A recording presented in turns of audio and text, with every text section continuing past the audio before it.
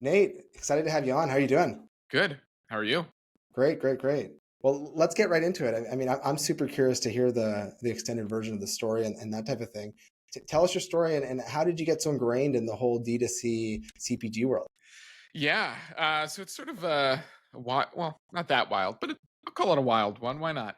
Um, so I've sort of always been fascinated by CPG and consumer goods and brands. It's always been a big love of mine. I know growing up, like I loved going to the grocery store, and I always felt like I loved it more than just like, oh, I like a snack. It's like I like a snack, but why? So I think that intuition was always there. Really, where it started was at the start of the pandemic. I joined an early stage CPG startup called Sustainable Snacks. We were making chocolate superfood snacks and really just dove in head first. At that time, there was no networking or in person community activations like there are now. So I kind of just took it upon myself to like get as involved as I could digitally. So it was on Twitter, was on LinkedIn, at that time was on Clubhouse, and really just talked to as many people as I could. I DM people asking, "Hey, you seem to know more than me. Would love to chat." And guess what? I still do that today, and it's still great. And I still think I think most people know more than me, um, which I think is at least a healthy way to go into all this. Whether it's true or not, I think it's true. But so that's sort of like where it all started. And I think on like Twitter in particular, it was a different. It was still owned by Jack. It was still a very different platform than it is today. And there was clearly like a strong cohort of D2C, CPG, community individuals, marketers, investors, founders. We all just sort of we're just having this conversation. I really like feel like I found my people. From there, I moved on to a fintech startup called Settle, where I felt like I really cut my teeth. So Settle is a lender for CPG and consumer brands. So we did working capital loans for mostly inventory financing. It could be used for some other stuff, but it was mostly inventory financing, and was there for about 2 years and learned a lot. I spoke to hundreds, if not thousands, of brands, got to peek behind the scenes at a bunch, and really just like felt even more ingrained in this space, and felt ingrained in this space beyond just like, oh, that's a pretty package, oh, that's cool marketing, but like, oh, let's understand their cogs, their margins, how they scale in retail, how they move from D2C to in-store selling. And it just sort of like opened my eyes and sort of changed some of my opinions for better or for worse. And um, really like, I think solidified the fact that I love this space. I want to continue to learn about it. And that was sort of where like my newsletter um, really started to blossom. Um, After Settle, I went to Agile Media Group, which is an out of home advertising agency for CPG and consumer brands. So we worked with like Vacation, Fly by Jing, Olipop, all these amazing brands. So I got to learn about another side of the space, the mostly out of home, but also like performance driven out of home. Mhm. Um, and most recently, I joined as head of partnerships at a full service marketing agency called Levitate Foundry. We work with CPG and consumer brands on their paid social, email marketing, lifecycle marketing. Uh, we do replatforming, site design, whole slew of things. Full service marketing agency. But we're basically focused on like acquisition, retention, conversion. A large bucket of our consumers are, or our clients, I should say, are beauty, wellness, apparel. That tends to be the type of brands we work with. Um, but we have worked with like really cool brands like Wonderbelly, which is one of my favorite CPG products. It's a Tums competitor, and now they have a like a Gas X thing as well, which is really fun. But it's like sexy, it's fun, it's pretty. They're sold in Target, which I guess Tums is too. But Yeah. yeah, Love it. Love it. I mean, I'm just such a big fan of when people fucking follow their passion and I just believe it leads to good things. And it sounds kind of like it makes you kind of smile, right? Like snacks and CPG is kind of like, I don't, most kids are thinking of becoming like a fireman or like, you know what I mean? Like an astronaut. And I love it because I think it has really led you to a really great place, which is this is like the next iteration of retail. It is these smaller brands.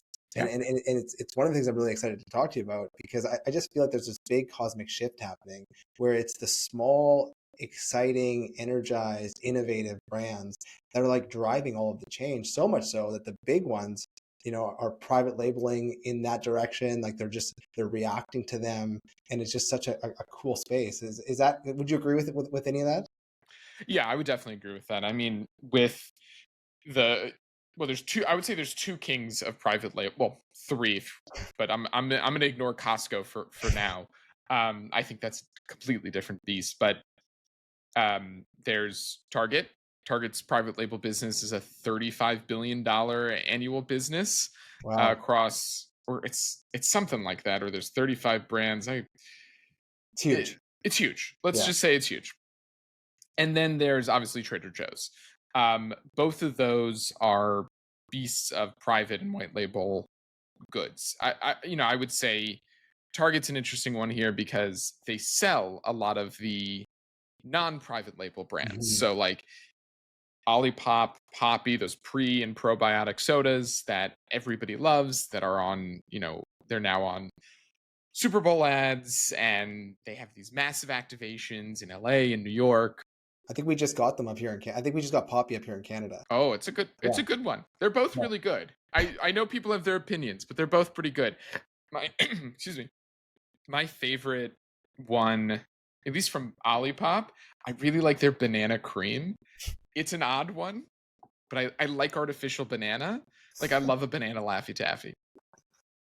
Um, but besides that, like Target has come out with, I'm pretty sure they've come out. It might be another retailer, but they've come out with like these Olipop esque type products to better compete with these name brands. But I think it's like while it's a threat to these newer emerging brands, Target wouldn't have those, their private label version of it if the name brand didn't exist. You need the name brand oftentimes Yeah. for the private label brand to exist. That's why, like, yeah, there's like, offshoot Coca-Cola, but Coke still exists.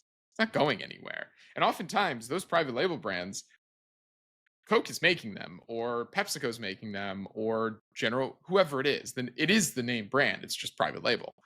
I mean, that's what Trader Joe's is. Do you think that they should be flattered or do you think they should be upset? Right? Because in one way you could look at it from, well, hey, like we're doing so well and we're so popular now that these guys are copying us and like they're never going to catch us anyway. And like we are the premier offering. And the other way you could go, hey, they have more resources. It's kind of unfair that as soon as we catch something, they kind of jump behind it and use their kind of like distribution to kind of like and run us. Well, I don't know the answer. I'm curious to what you think. It's hard. It's really hard because like at one side, it kind of is flattering. It's like, Yeah. okay, so we did something right. We did their, I mean, basically their target's like, oh, thank you for doing our homework for us. Yeah. Or any retailer or any even like Duke brand that creates the same thing but just cheaper or in store or whatever it is kind of flattering to be like, oh, okay, so we're on to something. Like they see us as this okay thing to do. The other side of it is like that sucks. Like Mhm. especially if you're not at a scale where you've penetrated enough of the market to actually throw your own fists around,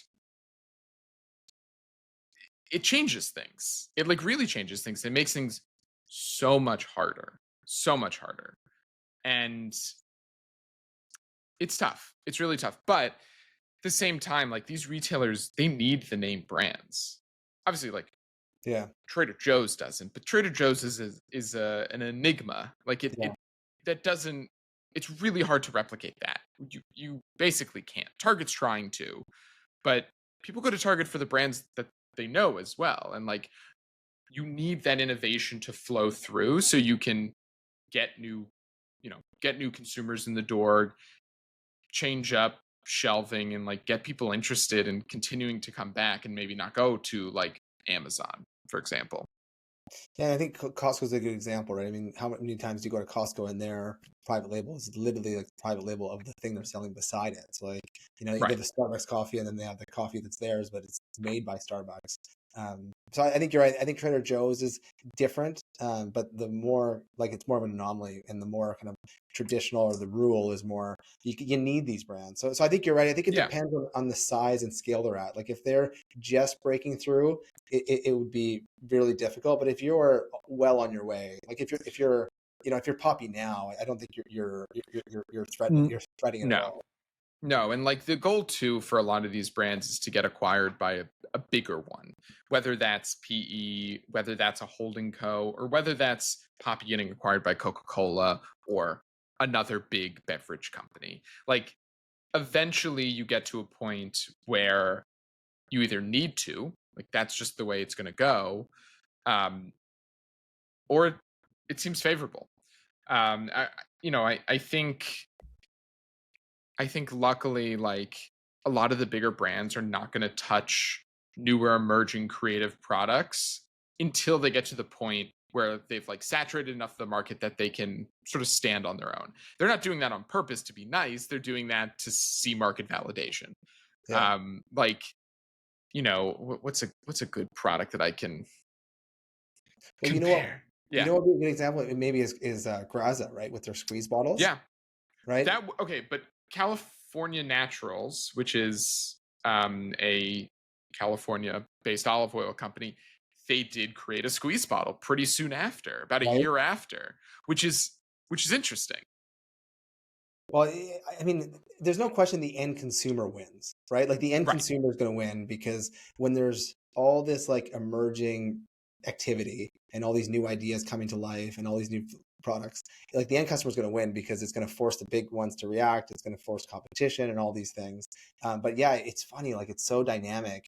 And like in some cases, it may not be the big brand that you're annoyed with. It's the fast follow copier who, Yeah. right? Yeah.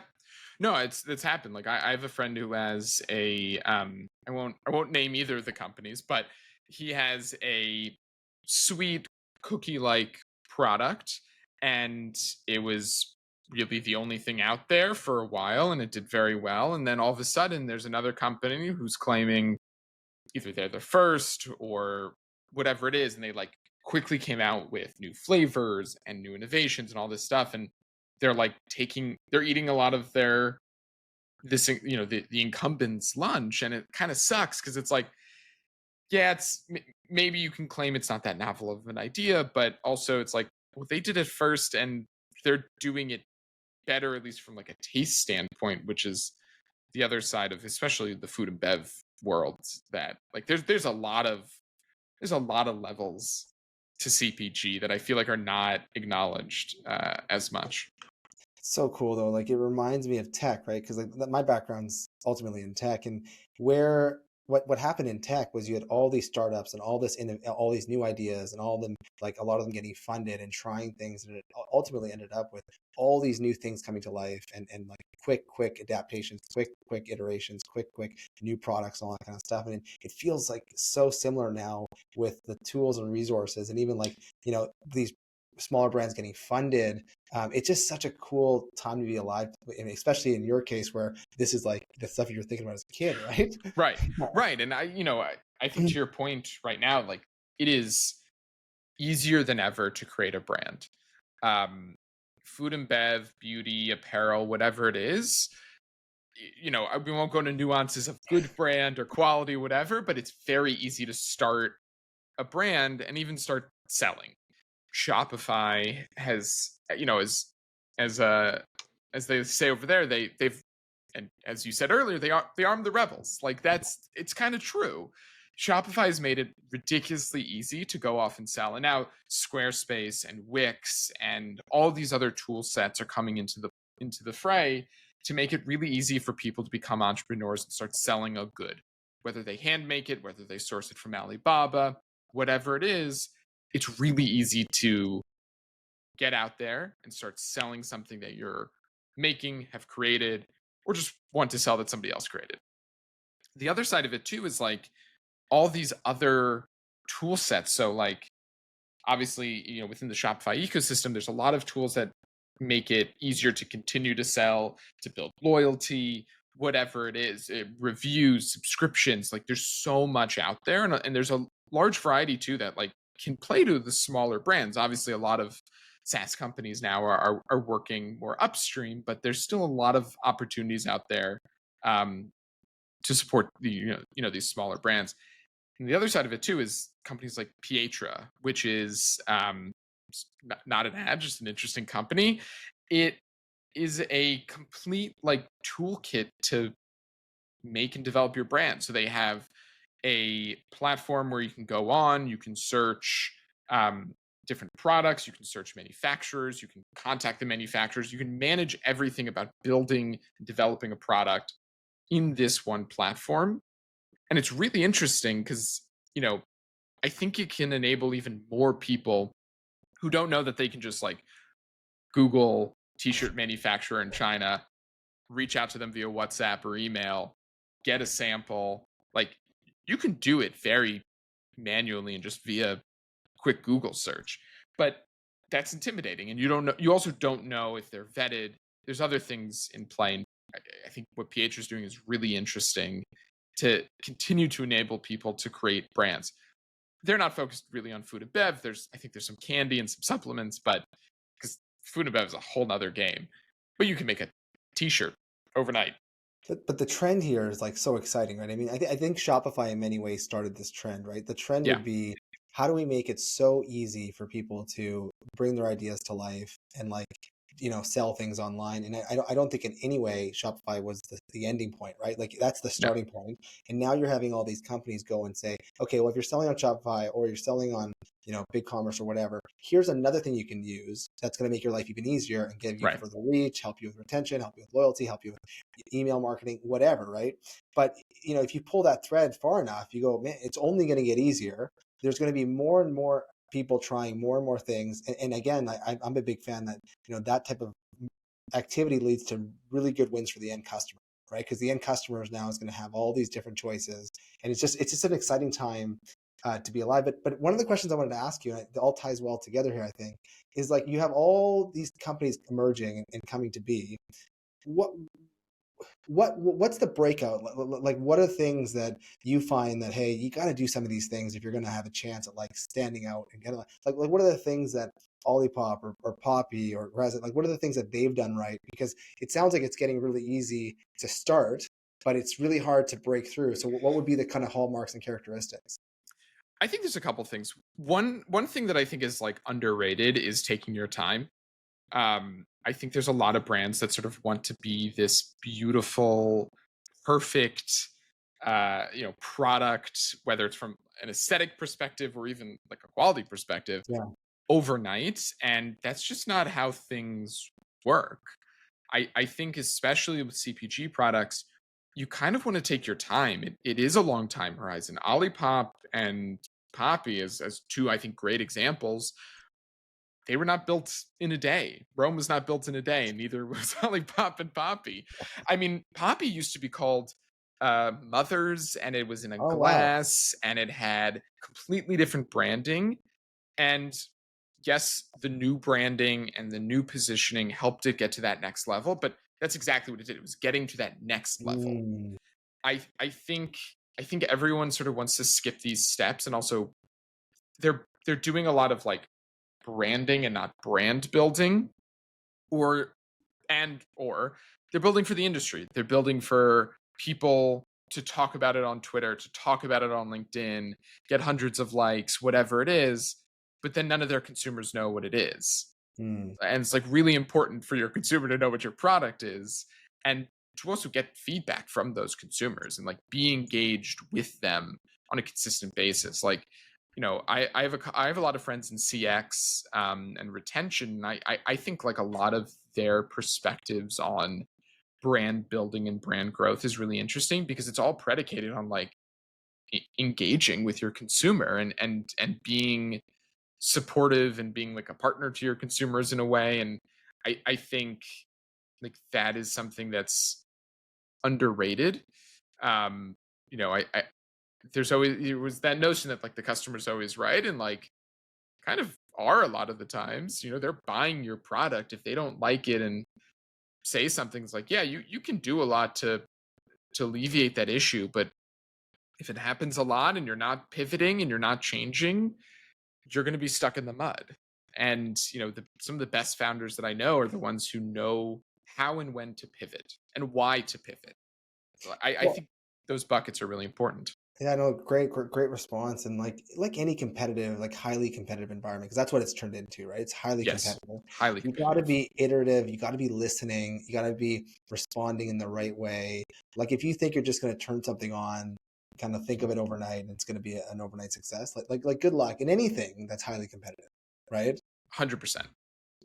It's really exciting. So let me ask you the question. So there's all these great emerging brands coming out. Few are kind of breaking out, and I think you're right. I think the ones that are breaking out are taking more of a long-term view, more of an iterative approach, and they're kind of like doing the hard work. What are some kind of standouts in your mind? Just because you're so like involved and you know so many, like just curious to the ones that you think are doing a great job on it. Yeah. Let me think about that. There's a ton. I think in wow, there's so many brands that have all left my head. No, so I think one is I always use this as an example because I think it's really interesting and just it has a lot of legs to continue to scale and grow. Experiment Beauty.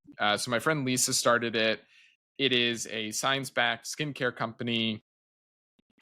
They sell. I have all of their products. I think they sell a silicone sheet mask. They sell a 30% glycerin hydrating serum. They sell a slugging product, which is basically like putting Vaseline on your face and leaving it. Yeah. They call it buffer jelly, and then they have a new lip balm called Software. All the products are great. They're well formulated, and something that I find really interesting about them is that they haven't run any paid ads. They've done pretty much everything in house to this point. They just raised, I think they closed a $3.5 million round led by Graycroft. They've built like an honest to God community Cool. of consumers who love and are interested in their product. And like starting so organically like that is so powerful because then once you activate all the paid channels and all the other growth metric or all the other growth tactics that you can do, you have this like super strong Mhm. base that can really help push all of those tactics going forward. So I think that's one brand that's really interesting. I think another one that's kind of in the beauty space, it's like beauty hardware. It's called Canopy. So Canopy, they make a humidifier that has a filter inside that you can replace it, of course. And its whole premise is is it's a beauty product basically. Wow. And something that they do as well alongside their main humidifier, they also have a filtered shower head as well, which like this beauty hardware scene I think is a really interesting category of the beauty market. Mm. There's a lot of Yeah, filtered yeah. shower heads out there too. I don't know if you know all the brands.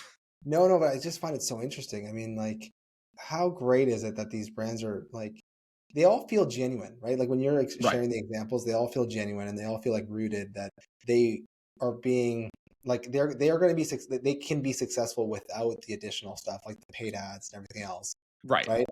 And It's then almost oh sorry. I was just, it's almost like it's like an art, right? Like you can augment and add to it, but the fundamental part of it, like you kind of have to build that on your own, right?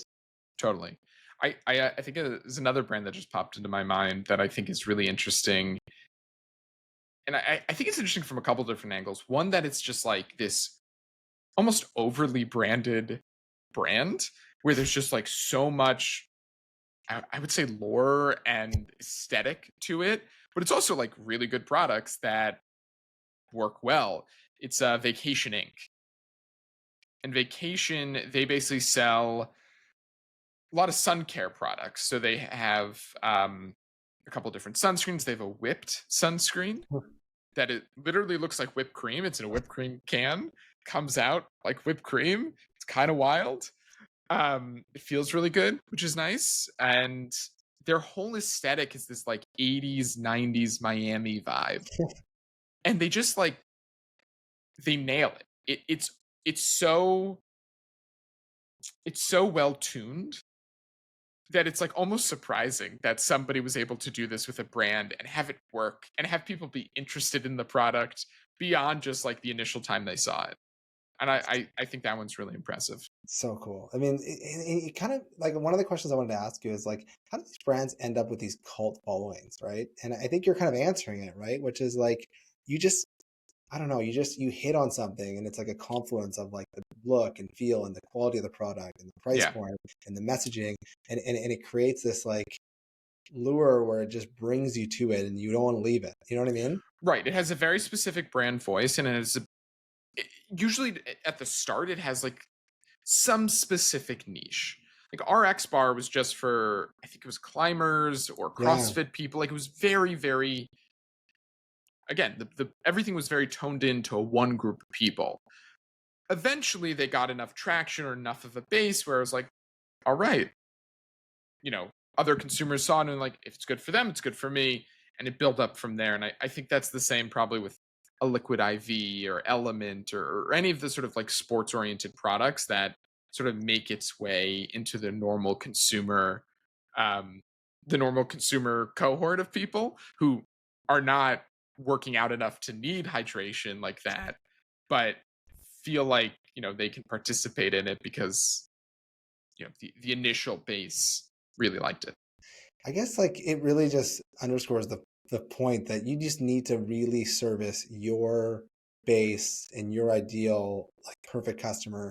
And that's what I mean I take from that like Yeah. that should be what focus one, two, and three is like, if we service this group so well, other groups will eventually end up noticing, and that's kind of how we'll grow rather than kind of spreading a wider net. Is that 100%. yeah, would you agree with that? Yeah, I would totally agree with that. I think because there's so many brands out there and because a lot of products already exist, like I hate to say it, like, you know, yes, Liquid Death is very innovative and yes, they seem to be doing well, but like bottled water existed. So they had to find a way to sort of get that niche going and get that momentum first to then get to the scale that they are today. And like I think it's really important for brands to understand their at least let's call it initial core audience and Mhm. who is really wanting to purchase and buy this thing. And then over time you expand. Over time you create new products, you get into retail and reach a wider audience. Like that's a huge benefit of retail is that you can sort of expand beyond the core people who actually want to buy your product and find the people who didn't know that they wanted to buy your product. Totally. It's just so if all of that, I just think it's so innovation. Like it's just innovation, right? And I think that it's 100%. I think that if you're running a D2C or a CPG brand, you can innovate in so many different ways, right? You can innovate on the packaging, right? Like you can innovate on the distribution or the how you acquire customers. You could innovate on like the actual product itself and like maybe you add probiotics, maybe you add like you know what I mean, like there's just so many kind of like permutations and like ways you could kind of like create your brand. You can even innovate on the messaging, right? So I just think that it is such a cool puzzle that everyone's out there solving, and the more we make it easier for people to kind of like expand, grow, and like do the stuff that like the techie stuff, I think it's just going to yield so many great just a great outcome. um Wow. yeah. I'm glad you see it in a positive light and not like, oh, this is really stressful that we have too many options to pick from on how we can fix our brand. Do you think, I mean, but that's definitely the way of the future, right? I mean, Yeah. there's no way, like the genie's out of the bottle, right? There's no way we're going back to, well, everyone just shops at Walmart and they get the Walmart, like, private label and like, like we all, I mean, right? it is still like I think most consumers aren't thinking like you and I.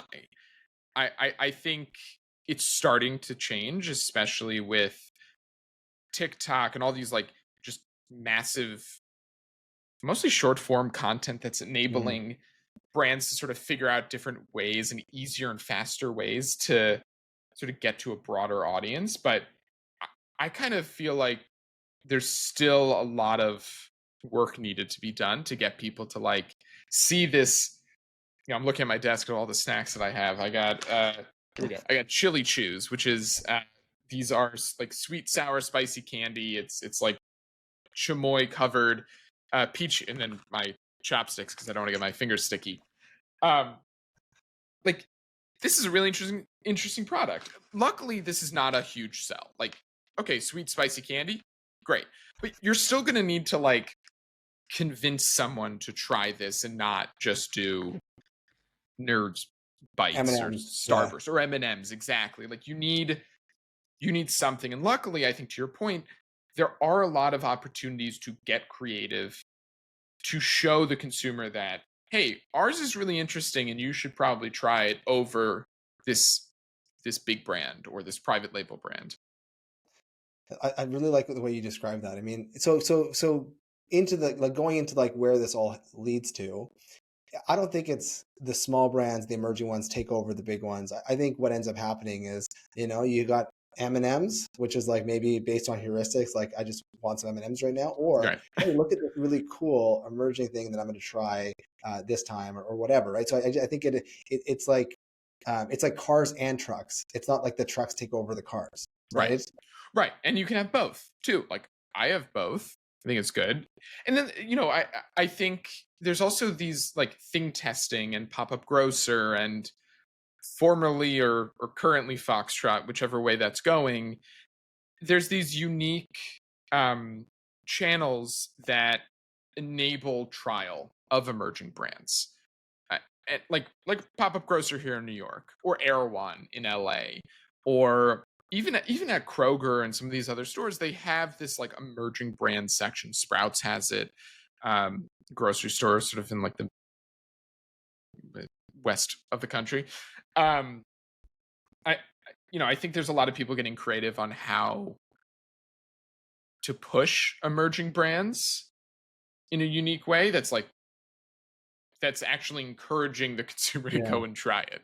Because I've brought home stuff to my parents and they're like, no, I'm not going to try this. And I was like, oh, but I said it's good. And they're like, it doesn't look like it's for me. And I can only imagine how often that happens at a Target, a Walmart, even on Amazon. Like I'm sure there's plenty of brands that I know are excellent that are well worth the $2 more that somebody might look at and be like, this isn't for me. The branding's off, whatever it is. And you even see that from like investors sometimes. Like Mhm. my friend was telling me about a brand that is doing like 30 million a year on Amazon. It's like a weirdish type, food product. And it doesn't look great, but it's doing 30 million in sales. And it'll be profitable by the end of the year. It's growing, like really good metrics, and doesn't have much competition. It leads the search, but even investors are like, no, this doesn't look like it's not pretty enough. Well, okay, what are you doing? Like, Yeah. we're telling you it's good. Multiple people are telling you it's good, and you're saying no, it's not good because of how it looks. Well, And like, and the metrics are telling you it's good, right? right, like I can't tell my parents how well this. I brought home. What did I bring? I don't remember what I brought home. It was a very pretty looking brand that tasted good too. And they're just like, no, it's not for me. I'm like, no, no, no. This is very good. Like, I didn't need to tell them how much they raised, their velocity in retail, none of that stuff. So it's amazing that like even some consumer investors are also like that. Not all. There's plenty that are really good and know what they're talking about and all that good stuff. But yeah, it's What a interesting. fun place though. Like what a fun environment. I can't, I mean, I wasn't involved in this environment 30 years ago, right? But Yeah, I can only imagine that it is way more exciting now, right? Because you have all this innovation, all these new products, all these new things. Like we could talk about the Erewhon thing for a while too. Like how cool is it that they have like the Haley Bieber smoother and they're getting more right. people. I think in your newsletter I saw it was Kylie maybe had a flavor or Kendall. I don't know, one of the genders. One of them. Yeah, yeah. But like that's crazy. Like you're gonna start having people go to that store just for a specific flavor of a specific smoothie, Yeah, right? And that's not even a product really. right. And what's Yeah. cool about that too is like it's also a collaboration with products with GT kombucha, Right? and there was one other product in there. I don't remember if it was like a colostrum or I think some that's other. I think that Haley Beavers has that. And Yes, Haley Beavers has the colostrum. It was okay. I'm looking it up now. Okay, GT kombuchas, peach paradise raw kombucha, and then non-dairy Kokuyo peach nectarine living coconut yogurt, which is the biggest mouthful. But I've also heard it's a very good non-dairy yogurt. I eat dairy yogurt, but I heard it's a good one. well, hey, it's great that like Nate, I feel like you have such a great like finger on the pulse in so many different ways, right? Like on Trying. what gets these brands like financed, what like gets them to kind of like break out and like differentiate themselves. And you've seen so many. So I guess just maybe in like wrapping up, what would like are you excited about where this all leads, and then also like where does it lead, and yeah, and just your thoughts for any kind of emerging brand, what they should be doing. I know there's a lot there, but I feel like over There's a to lot you. there. Yeah. Yeah, look, overall, I think we're on a really good path towards brands, operators, investors, sort of taking a step back and looking at what's on the market and understanding like, okay, this should exist, this doesn't need to exist, and like I think for brands too, something that I've noticed a lot more of is more strategic growth, longer term thinking, more creative tactics to build the brand as well.